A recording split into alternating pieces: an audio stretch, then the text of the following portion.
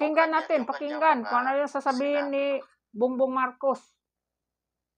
Yung mga iba, nagtataka nga ako, parang yung mga iba na naging kandidato, nag-deliver lang yata ng suka, nabigyan na ng certificate of candidacy. Pag sure, oy. Tingnan mo. Para Tingnan hanggang mo kung lasing gaano eh. kaloko ito. Di ba? Nag-deliver lang daw ng suka, nag-file na ng candidacy.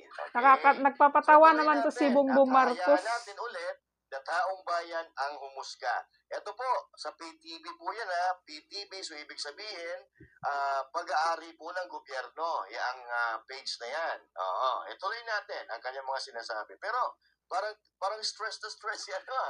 Stress talaga yan. Stress si Mr. President ha. Tingnan mo, anak ng toko ha. Wala ka bang speech na hindi magbabasa? Puro basa speech mo eh. Oo,